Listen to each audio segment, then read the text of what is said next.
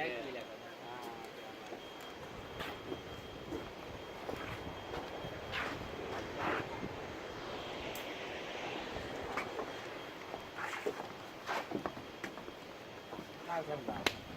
โบเห็นนะไปโดดเห็นมันบ่ถามมาเว้นบ่ไปเอารถคันไหนมาขี่นี่สุดรถใหม่บ่ใครสิคนไหนมันจะมาได้ชื่อนะชื่อใครแกเขาไปสปอร์ตรถมาจะเอาอยู่ตอนตลาดคุณตาท่านเนี่ยประเทศตาท่าน ยิ้มหน่อยเพิ่งเท่ากับลบกันโดนแหละโอ้รัน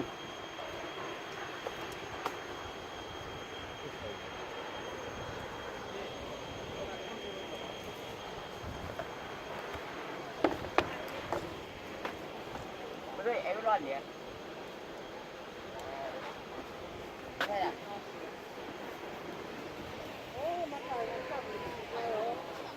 มาปล่อยแขกกันนะ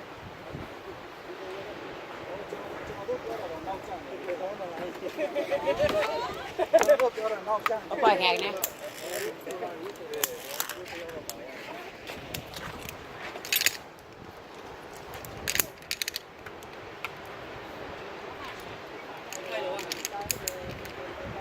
มาปล่อยเลย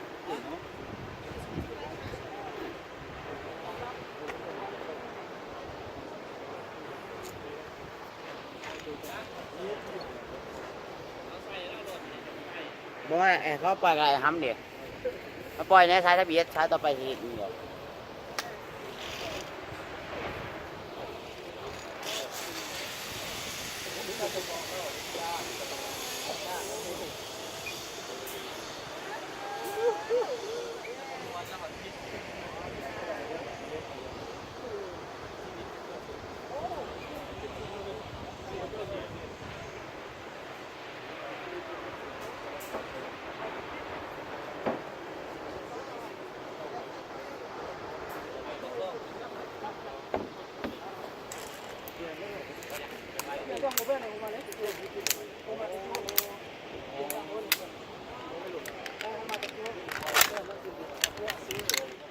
พร้อมป่ะโอเคไปสี่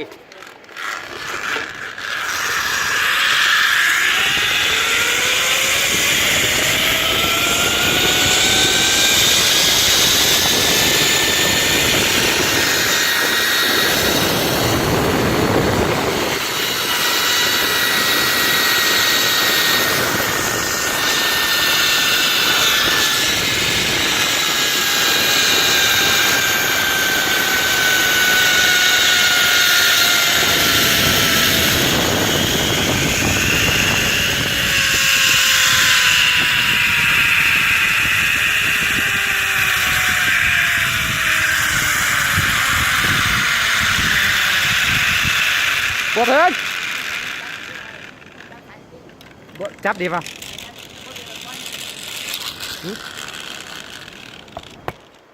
บ่ถึง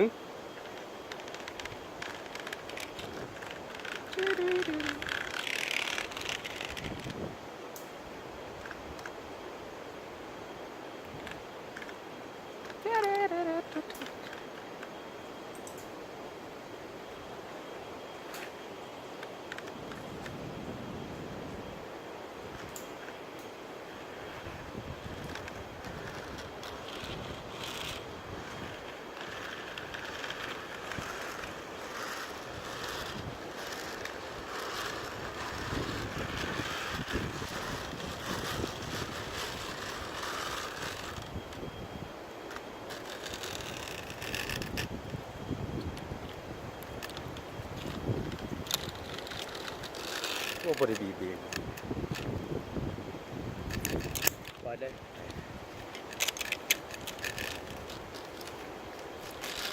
โอ้มาสุดยอด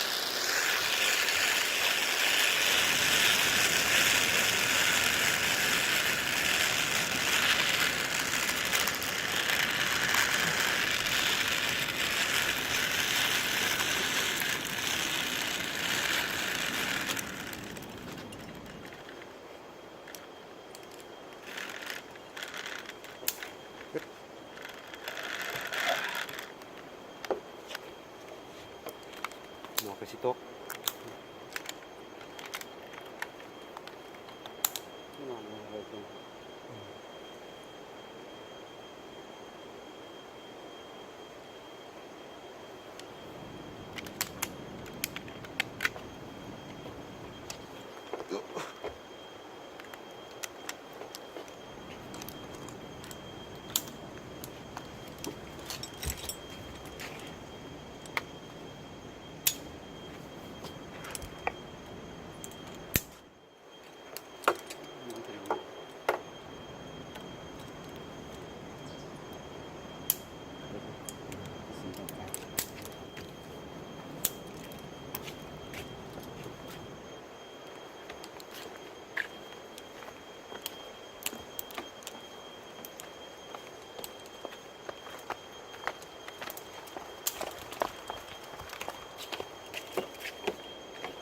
เส้นนี้ทีนี้มันก็หอยไว้หอยหันเองจะคอยแป๊บหลังเลย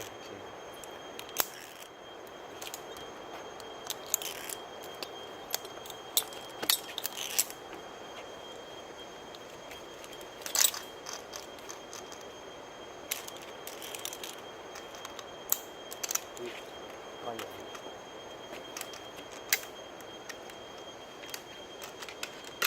ก็đã có gì kêu khen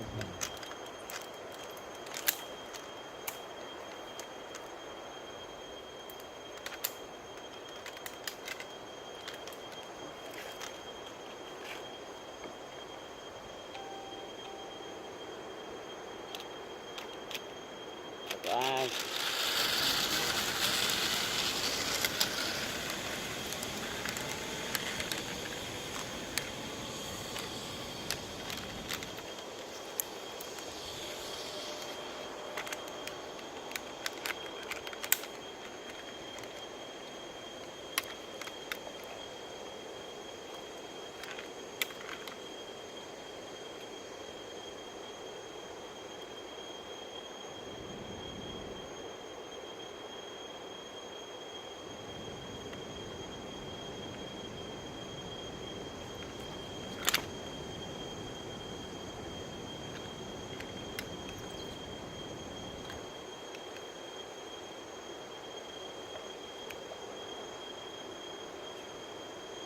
Okay.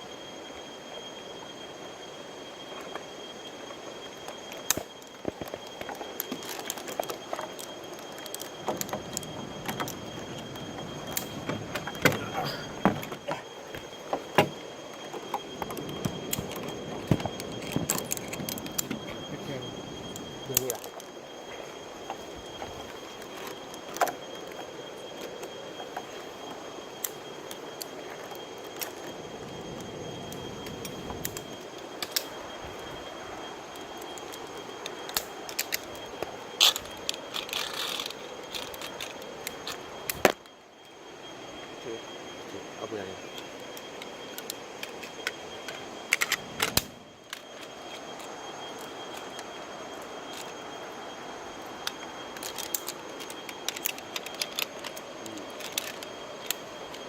เราจะไปจอดเตือนก่อน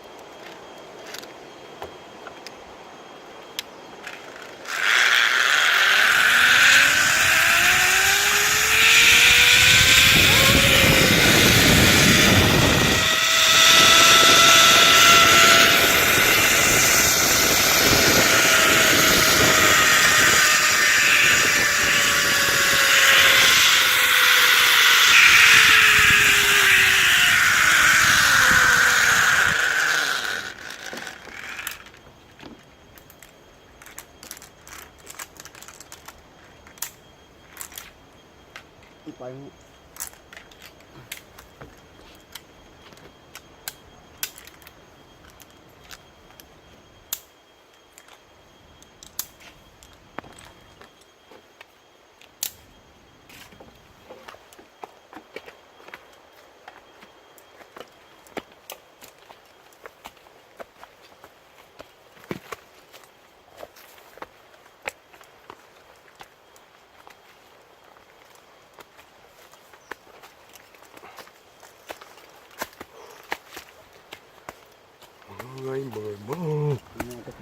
ยัก4 เซนหรือเปล่ายัก2 เซน ต้องถึงที่ถ่าย เสียนสุดท้ายปะ3 เซนบ่ สิที่เขาอะไรมันเสียงสั่น เพราะยังถึงถ่ายไป เมื่อยแล้วยังคือก่อน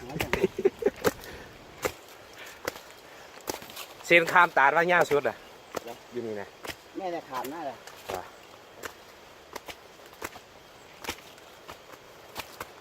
บอลถ่ายมันอยากอยู่ ไว้ไหม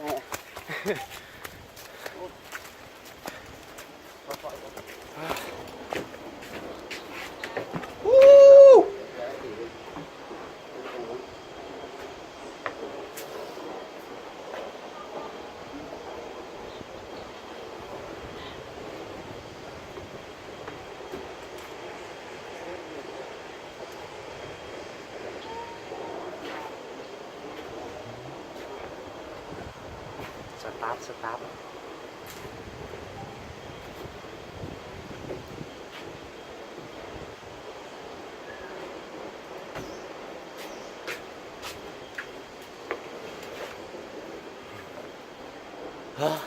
เบิ่งทางขึ้นเหนื่อยนะเนี่ย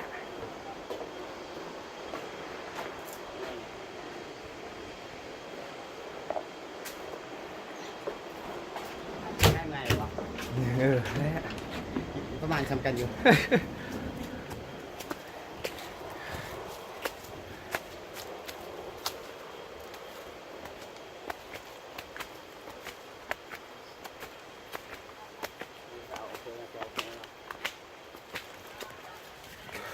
เราจอยอีกวะเราจะถามอะไรเราจอยอีกวะผมจะถามอะไรก็ไง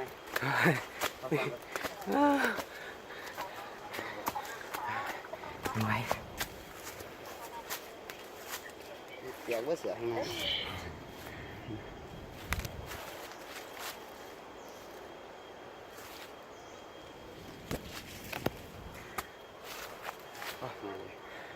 ยังเสียนสุดท้าย นี่มันสิเห็นน้ำตกอยู่ถึงถ่ายตรงนี้ก็สิถ่ายเห็น ตัวนี้ยังเสียนหนึ่งอีกวะ เห็นอยู่เพราะไม่ได้หนาเที่ยงครับเด้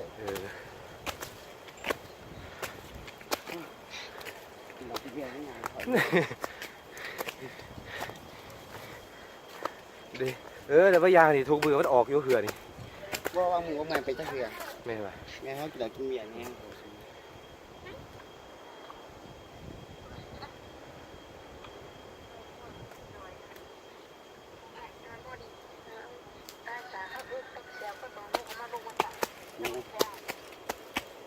แฮกแบคเกอร์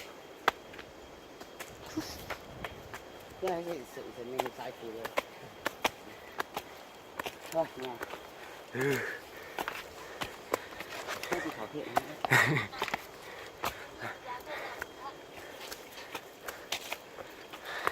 เมื่อใดเมื่อยน้ำโฮดสลิงเมื่อยย่ำขึ้นเขานี่แหละ ตอนหัวยังไม่มาแต่บัว ตอนหัวเนี่ยมันมวนแต่ว่าตอนโอ้ย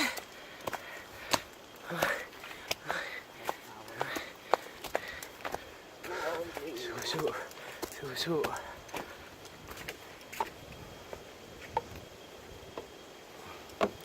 มาวันสิ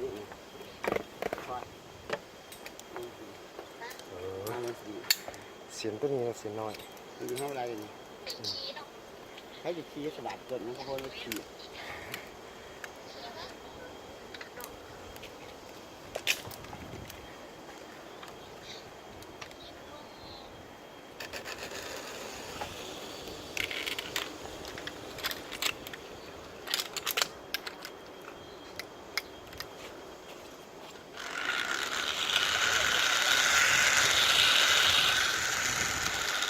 ว้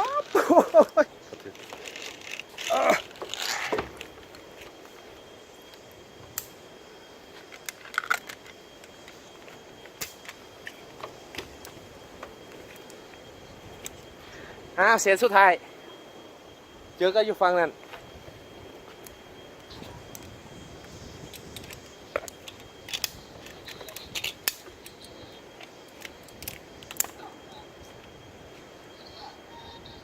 นี่เป็นสัตว์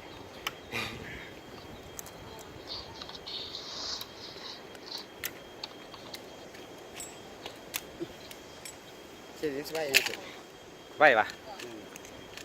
ค่ะกูดี เมื่อไหร่มึงเงินตุ๊กเนี่ย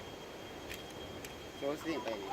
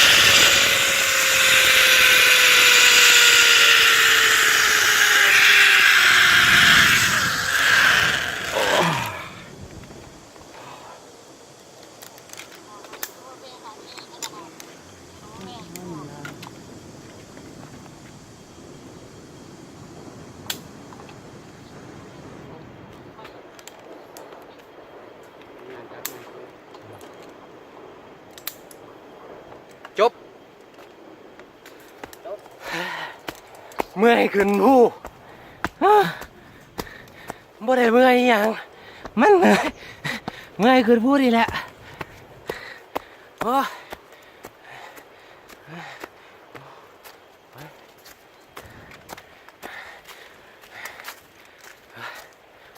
คักอยู่น้อยเสียนโพดนั่งหน่อยเสียนโพด